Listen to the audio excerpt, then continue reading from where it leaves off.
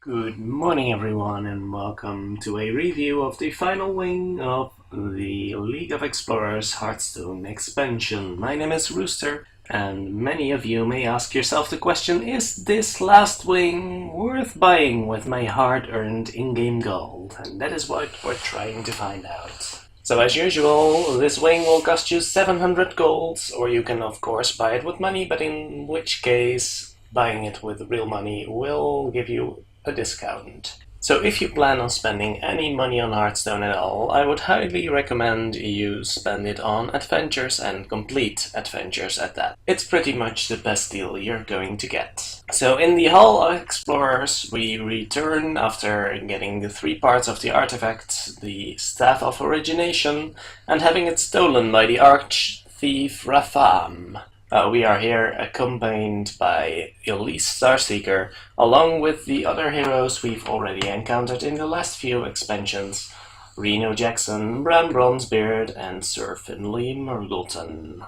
So the Hall of Explorers, what are we looking at when we are talking about the Hall of Explorers? Well, in the Eastern Kingdoms again, in the area of Dunmorrow, is the capital of the dwarves called Ironforge. It's right there. And Ironforge has a couple of districts, and one of these 4 districts is called the Hall of Explorers. It's right there. So some background information on the city of Ironforge. It is of course the capital of the dwarves, but since the incident in Gnomeregan, also the capital of the gnome race. It is centered around a giant forge in the center of the city, and all the districts are circled around that. The Hall of Explorers is one of the major 4 districts, and it is home to the museum, the library, and of course the Explorers League, also known as the League of Explorers. In the Hall of Explorers we have 4 boss encounters compared to the 3 boss encounters in the past 3 wings. First we have Scalasaurus Hax. The second boss is Steel Sentinel, and then we encounter the Arch-Thief Rafam himself. He toys with us a little, I guess, and then we have Rafam Unleashed as the final boss. First boss is Scalasaurus Hax. He has a hero power called Ancient Power, which is automatically cast at the start of his turn, costs 0 mana, and gives each player a random card which costs 0 mana. This makes for a really random fight, depending on what cards he gets, what cards you get, and whether or not you are able to build up a tempo lead. His deck includes some beast synergy cards like Wild Walker, a couple of beasts like Huge Toad, and some finishers like Gazrilla. Not much else to be worried about except for a couple spells like Tail Swipe, Bear Trap, and Snake Trap. So on normal, the only traps you need to worry about are these 2. The second encounter is the Steel Sentinel, who has no hero power but just a passive ability which says that your hero can only take 1 damage at a time.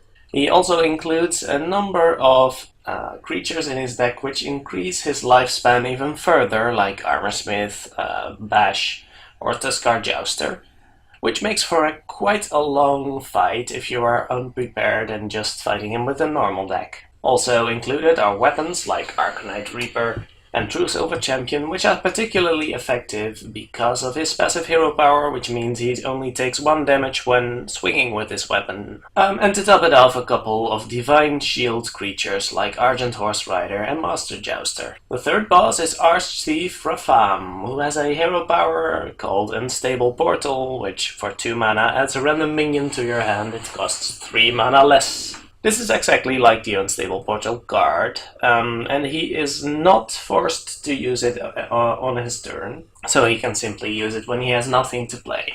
The special thing about this encounter, spoiler warning, is that he uses your deck, and you are given a deck full of crappy cards. Like Wisp, Goldshire Footman, and Nightblade, but also includes a couple, a duo of Rare Spears, which says whenever your opponent plays a rare card, gain +1/+1. So if you stack his deck with rare cards, then along with the rare creatures he gets from Unstable Portal, this weapon will quickly become quite insane. Some other stuff in your deck are Acidic Swamp Ooze, Harrison Jones, Kiza Mystic, Flare, and Hemet Nessingwary. So you may wish to include some targets for these cards to make them somewhat more useful, because, well, except for the ooze, they aren't quite valuable plays on their own. The final fight in this wing of the League of Explorers is Ratham Unleashed, who has the hero power Staff of Origination, which is the artifact he stole. It's also a passive hero power, and it says your hero is immune while the staff charges. Now, from this description, it might not be quite apparent how this ability works. Every first and second turn, Ratham will be immune while the staff charges up. And on the third turn, his immunity will end for one turn only, and he will spawn a special minion, after which the cycle repeats. So 2 turns of immunity followed by 1 turn of being able to be damaged, but also spawning a huge minion on the board. Examples of these huge minions include all of the bosses from the League of Explorers adventure in minion form, such as Sinar, which gives him a wish at the end of his turn, Sunraider Ferrix, which gives him a Blessing of the Sun at the end of his turn, which is a 1-mana card which gives a minion immune for the turn, Chieftain Scarvash, which makes your cards cost 1 more, and Arcadus, which at the end of his turn turns a random enemy minion into a 0/2 statue. Lord Slitherspear will summon a 1/1 Hungry Naga for every enemy minion. Giant Finn will draw him at the end of his turn as many cards as you have in hand. Lady Nasjar will at the end of turn replace every minion on the battlefield with new minions of the same cost. Scalosaurus Hex, which gives each player a random card which costs 0 at the end of his turn, which is actually also not a downside because you get to use yours first. And the Steel Sentinel, which only takes 1 damage at a time. So quite a variety of stuff. You may wish to immediately remove it, or just inflict a lot of face damage on Ratham and deal with this minion the next turn. So what does his deck look like? Because we haven't taken a look at that yet. He includes some very expensive cards in his deck. One to be aware of is Faceless Manipulator, which might disincentivize you to put too many big minions in your deck. We have Naga Sea Witch, which doesn't look too impressive until you realize he includes a total of 6 10-mana cards in his deck, which are all quite devastating when he activates it. So Naga Sea Witch is something you might wish to eliminate ASAP. And his deck also includes the usual random elements in Burgle and Unstable Portal. The rest of his deck is rather unassuming. And one last special thing about this encounter is your hero power, which will be changed to Find an Artifact. For 0 mana, you get 1 of these random cards, random artifacts in your hand. I'll run through them quickly. We have the Shard of Sulfuras, which deals 5 damage to all characters. Putras's File, which destroys a random enemy minion. The Eye of Orsis, which discovers the minion and gains 3 copies of it into your hand. Benediction Splinter, which restores 10 health to all characters. Ysera's Tear, which gains 4 mana crystals this turn. It's like a mega innervate. Khadgar's Pipe, which puts a random spell into each player's hand, and yours costs 0 mana. Lothar's Left Greave, which deals 3 damage to all enemies. Medivh's Locket, which replaces your hand with Unstable Portals. Be careful with this one. The Crown of Kilthas, which deals 10 damage randomly split amongst all characters, including yourself. And the Hakari Blood Goblet, which transforms a minion into a 2/1 Pit Snake, it's a collection of really varied items. The sky is the limit. You'd best be served by just using it every turn that it's available to you. You'll get each of these artifacts only once, because there can be only one. And once you use it the 11th time, you'll get some Boombots. Every single time. Boombots are not bad, but they're not as good as these cards, so you better make them count. So all in all, a really interesting fight, and one I really enjoyed. Then we have some class challenges. The Rogue class challenge is up against Scalosaurus Hex. It gives you a deck with Unearthed Raptors and some Death Rattle synergy monsters, like Baron Rivendare and Rubian Egg, Wobbling Runs, some cards with really nice Death Rattles, which you can make use of with your Raptor.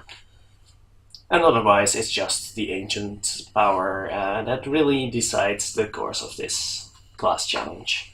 You might still be screwed, you might get some really interesting situations. It's a nice one, but it's also really random. The Mage challenge is up against the Steel Sentinel, which is an interesting one, because the Steel Sentinel, of course, only takes 1 damage from each source. So this deck includes a lot of 1 damage effects, like Mad Bomber, Matter Bomber, Flame Waker, a lot of spells, a lot of mechs, and Goblin Blast Mages. A Ronin, which is particularly effective, and a couple spells like Arcane Missiles. It's an interesting one, and it's surprising how much of a counter this deck is. And then of course we have some heroic challenges, like Heroic Scalosaurus, who starts with the usual 45 HP, and his hero power has now changed to add a power to his hand, which costs 0 mana. So you no longer get a card from this, and that makes the challenge really tough. Also, his deck has undergone some changes. Some lesser powered creatures like the Haunted Creeper, the Curse of Rafam, the Emperor Cobra, Jungle Panther, and the Arcane Golem have left the deck and are replaced with Mad Scientist, Dart Trap, some Realm Wranglers, some Devil Saurs, I'm not sure what these are doing in his deck, but sure, and some Savannah High mains. So, aside from the really overpowered stuff he can get from his hero power, he also has a decent mid-range hunter deck. It can be quite tough. And you'll have to really push the aggression, in my opinion, because he will eventually outvalue you with some really nasty cards that cost 0 mana, because random cards are random. The Heroic Sentinel has also received an upgrade, and went to 45 HP also, and now his minions also only take 1 damage at a time, which makes a big difference, because removing his many minions becomes really hard right now. Also, his weaker minions, like Argent Squire and Argent Protector, have been removed. His Cleave, which was rather unneeded now, his Armored Warhorse and his Argent Commanders have been replaced by Blessing of Kings, Enter the Colosseum, and some rather big taunts in Lord of the Arena and North Sea Kraken. So some really big health minions, which might be hard to remove for the average deck. This one was a real challenge, and was actually really interesting, because aside from the really overpowered hero power, this was actually a fair fight. No big surprises, no nasty RNG. I really liked this one, although it was tough as nails. Yeah, I really liked this one. Also, Tyrion.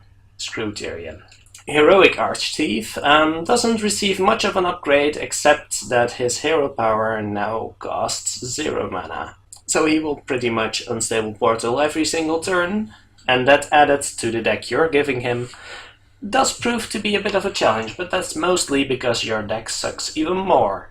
Some cards like the Nightblade, the Kazon Mystic, and the Museum Curator have been removed and replaced by Wisps, Ancient Shades, and Dark Paddlers.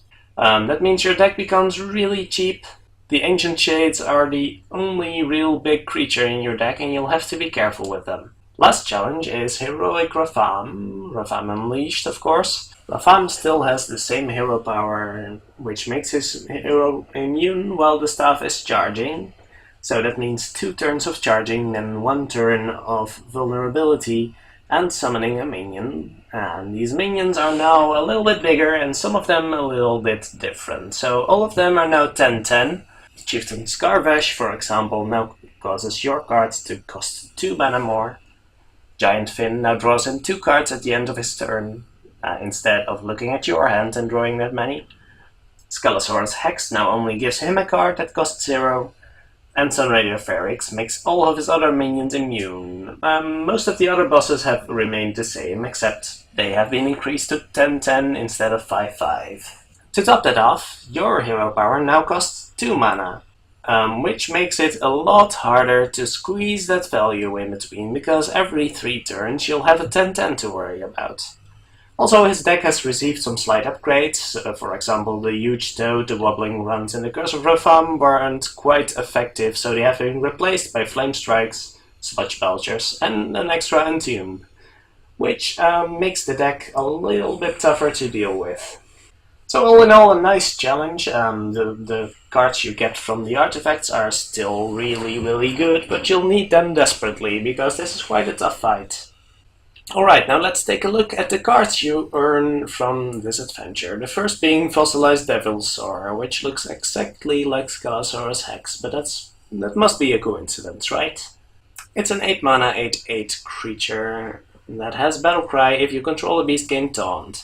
This of course immediately reminds us of Ironbark Protector, which is not that great of a card, to be honest. It's nice in Arena, but in Constructed nobody plays Ironbark Protectors anymore. And this is a worse version because it only has the Taunt if you control a beast. So Druids will not be playing this. The other beast classes, well, there's only really one other beast class, and that's Hunter. Whenever a Hunter is interested in an Ironbark Protector, they may look to Fossilized Devilsaur. Otherwise, I don't think this card is going to see play, just because 4th rank max is usually better.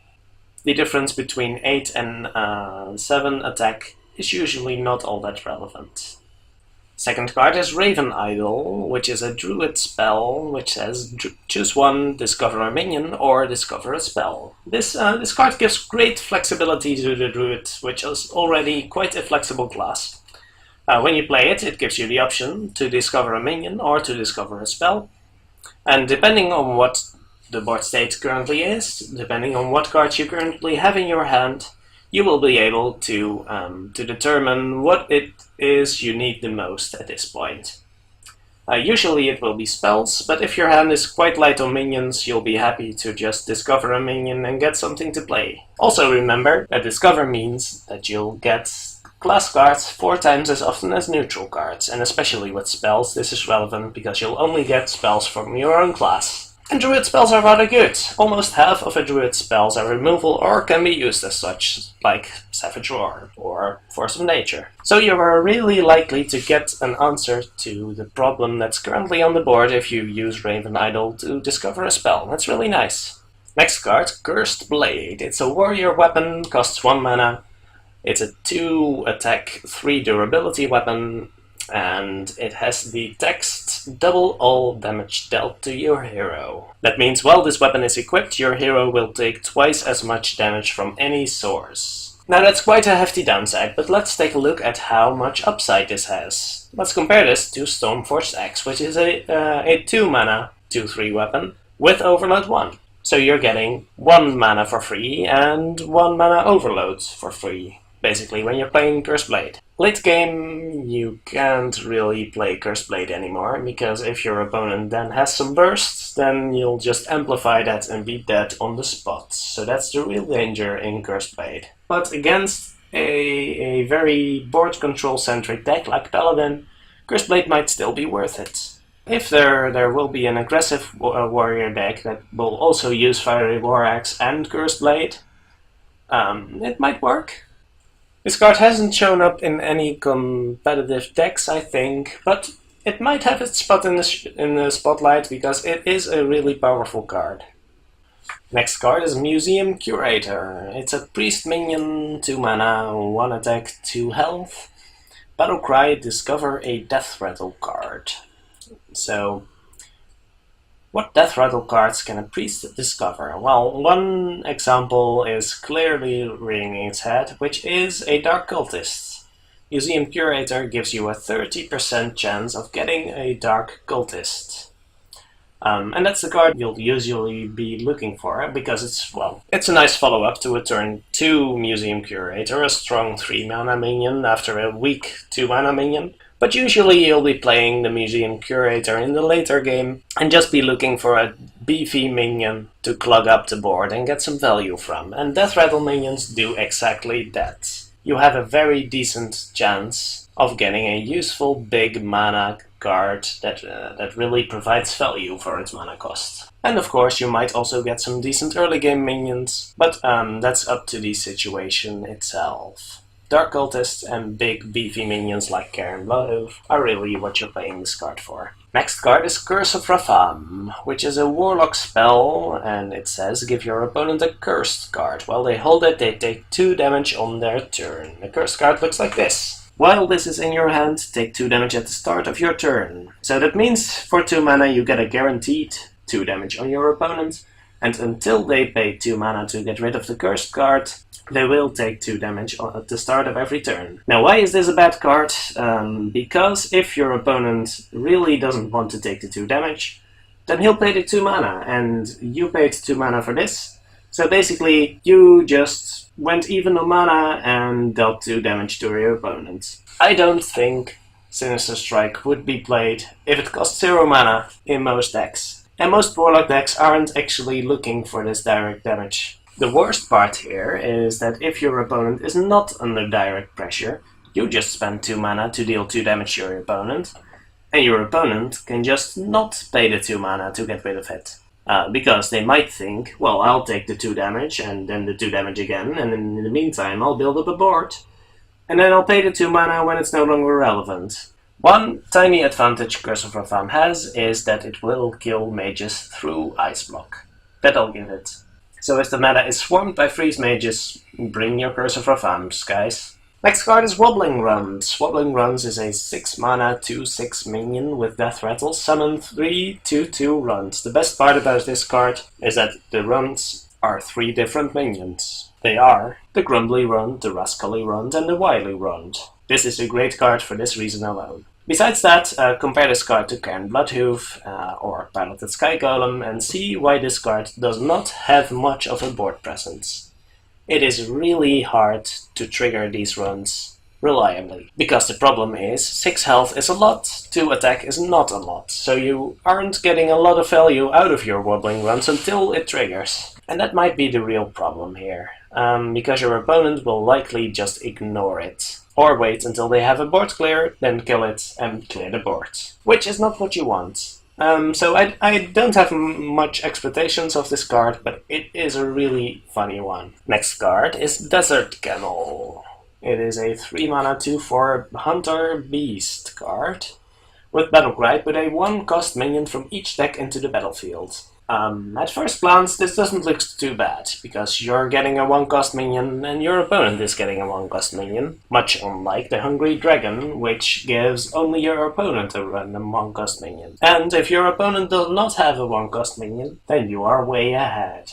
But do remember that you are only ever way ahead if your opponent does not have a 1-cost minion, or if you can immediately kill his 1-cost minion with one of yours. Now, why do I stress this so much? Is because a lot of classes play 1-cost minions, and if you cannot immediately get rid of it, then they are the first to be able to attack with their minion. They can heal it, they can get their favorable traits, and you have no choice but to watch idly while they get their value from your Desert Camel. So you'd better be very, very sure before you put this card into your deck. Final card from the final boss is Eerie Statue. It's a 4 mana 7/7 minion which can't attack unless it's the only minion in the battlefield.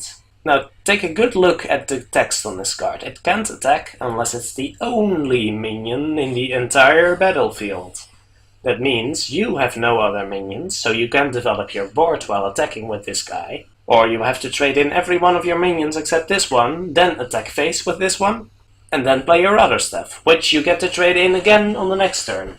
You are never going to attack with this guy, because your opponent can't have any minions, and you can't have any other minions. So what is this card? This is a 4 mana 7/7 can't attack, like Ancient Watcher. So the only situation in which I see this card in a constructed deck is along with cards like Wailing Soul, Sunfury Protector, because if you can give this card Taunt, it's a pretty reasonable card. If you can silence it, it's a 4 mana 7/7, but you'll have to spend a card to silence it. So is this card worth all that effort you're putting into it? Probably not. Now this wing rewards you with 2 legendary cards, the first of which is Elise Starseeker. It's a 4 mana 3/5 legendary minion. With Battlecry, shuffle the Map to the Golden Monkey into your deck. Map to the Golden Monkey is a 2 mana card which shuffles the Golden Monkey into your deck and draw a card. It's a spell. And the Golden Monkey itself is a 4 mana minion. It's a 6/6 with Taunt, and it has a Battlecry, replace your hand and deck with legendary minions. So how good is this card? That's a good question. For the moment, this is just a nice gimmick card altogether, because it's a really cool concept, and also a really cool effect if you actually get to play it. That being said, it is possibly a viable constructed card, giving late-game control decks a way to get value from their cards that they can't really play anymore. So imagine you and your opponent both having no decks left, a couple of cards in hand, and probably most of these cards are Shadow Word Death, Acolyte of Pain, Zombie Chow, cards that you really cannot play if you're going into fatigue. So why is the Golden Monkey good? Why is Elise good? First of all, Elise is a reasonable minion for her cost. She's a 4 mana 3/5, which is acceptable. She adds 1 card to your deck. That card then adds a card to your deck, but also draws a card. So you get 31 cards. That's fine. That's good in fatigue, but kind of negligible. But then, the Golden Monkey, you can decide when you play this Golden Monkey. So if you have any important cards in your hand, you can play those cards, and then play the Golden Monkey to turn all those worthless cards, like the Shadow Word Death, the Acolyte of Pain, into possibly game-ending threats. And that is where this card shines. So you can do some really awesome stuff with Elise, but she's niche. She's unreliable, but she's still quite awesome. Second legendary minion rewarded for defeating every boss in this wing is Arch-Thief Rafam himself. He's a 9 mana 7/8 legendary minion with Battlecry Discover, a powerful artifact. Now, what is an artifact? Every time you play Rafam, you get the choice between these 3 artifacts, and they will always be the same 3 artifacts. First, we have the Timepiece of Horror, which deals 10 damage randomly split among all enemies. We have the Mirror of Doom, which fills your board with 3/3 mummy zombies. And we have the Lantern of Power, which gives a minion +10/+10. All of these are 10 mana spells. So what good is Arch-Thief Rafam? Rafam has probably seen even less play than Elise, but he's still good in the same situations. You need a late game finisher, and first of all, Rafam provides a heavy body for his mana cost. Of course, a 7/8 for 9 mana is rather underwhelming, but he does also draw you a really powerful card. And the thing is, your opponent has to keep all of these options in mind, because if he clears your board, you could have the Mirror of Doom and fill your board with 3/3s. If he kills Rafam, but leaves another minion up, you could have a Lantern of Power and hit your opponent in the face for 13 damage. If he leaves up Rafam, you could hit your opponent for 17. And of course, you could have the Timepiece of Horror, which means that he doesn't want to leave a bunch of minions on his side, or he'll just wreck them all. Or hide behind a powerful taunt on a very low HP total. That could be dangerous too. So Rafam is a really mind gamesy card. It might work in control decks. I don't have much hope for him, but the mind games with this card are really interesting. In most occasions, Nefarian will be a better choice if you're looking for a 9 mana value card. Now we have a couple of cards rewarded from the class challenges, the first being Tomb Pillager from the Rogue class challenge, which is a 4 mana 5/4 minion with Death Rattle. Add a coin to your hand. That doesn't look too impressive until you realize that rogues really like coins.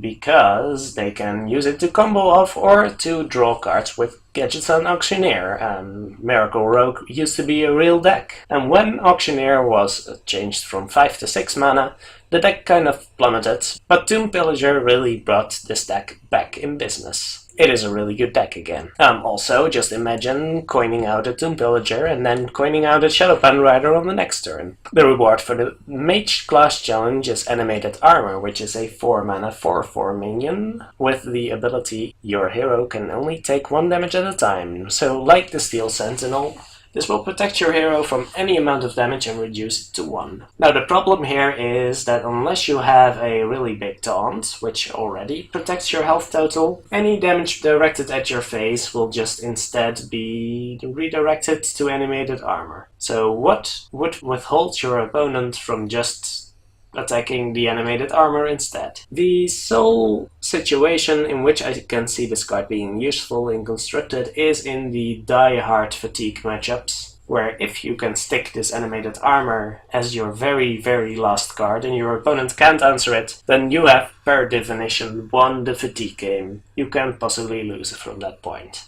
because fatigue will also be reduced to 1. However, in most other situations, a simple Senjin Shieldmaster will function much better. So is this adventure worth it for you? Of course, we're going to look at this question from some different angles. So if you just are interested in some nice encounters, a good storyline, Scalosaurus is a very, very random encounter, but if you might like that. People enjoy Tavern Brawl a lot. The Steel Sentinel on normal is just actually kind of a grind. If you don't bring a mage deck like the Mage Class Challenge, or possibly a Paladin deck, he's actually just a bit annoying. He takes a while to take down, he has a lot of health, and it takes a while, but he's not all that challenging.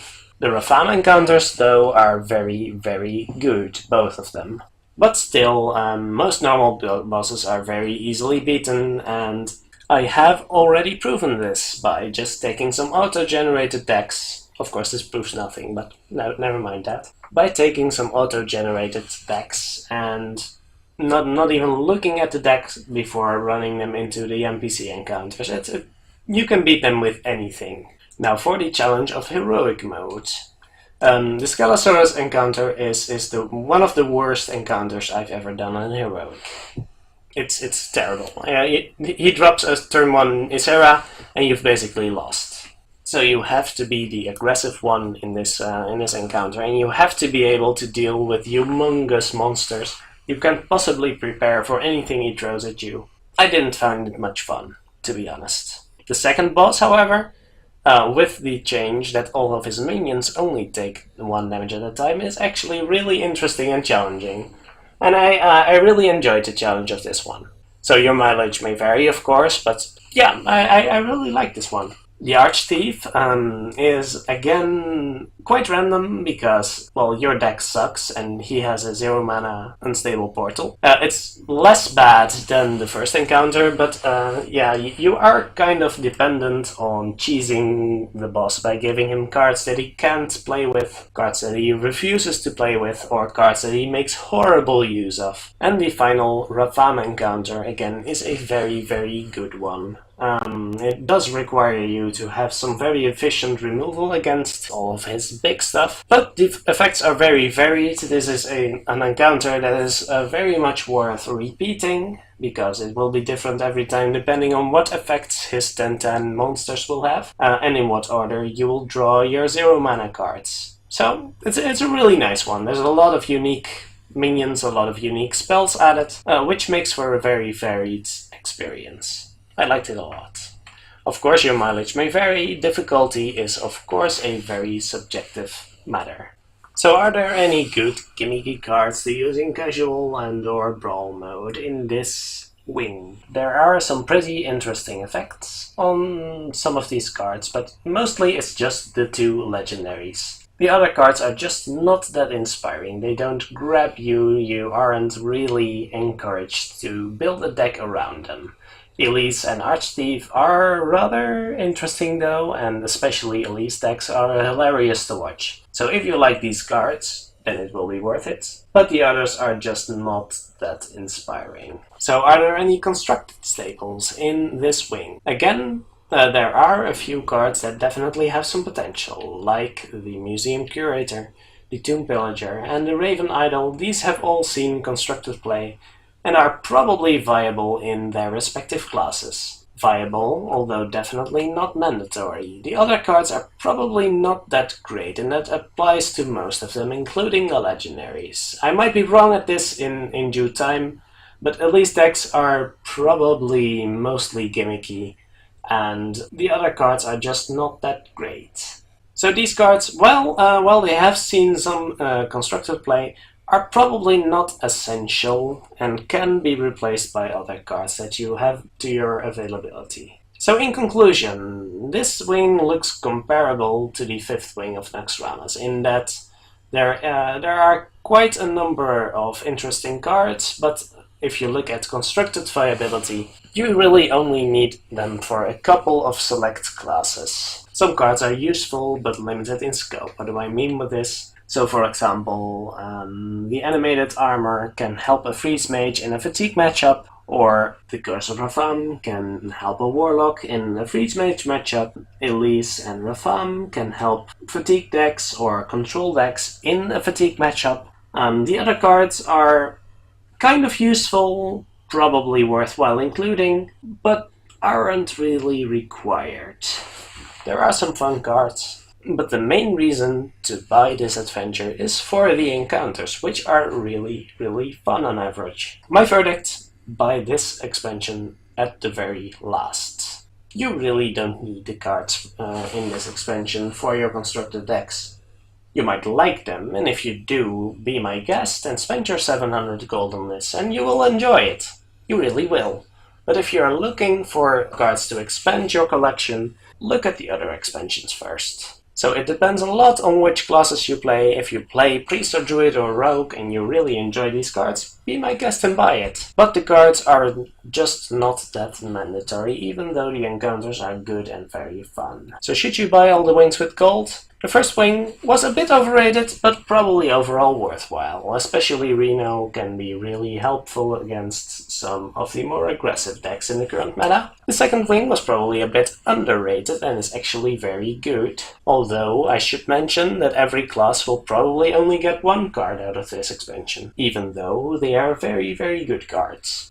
The third wing is decent for Shamans and Paladins most of all, and possibly aggressive Druid decks because they might make use of the Sir Finley card, but is overall not that widely useful, and the same applies for the fourth wing. Rogues, Druids and Priests will definitely like their class cards in this wing, but none of the cards are really that essential. So my ultimate recommendation for this wing is buy the first and second wing. The third and fourth can probably wait until you have all of the other essential wings. Do be selective. If you like to play Shaman, Paladin, Rogue, Druid, Priest, one of these, and you think you really want the cards in this wing, by all means buy them.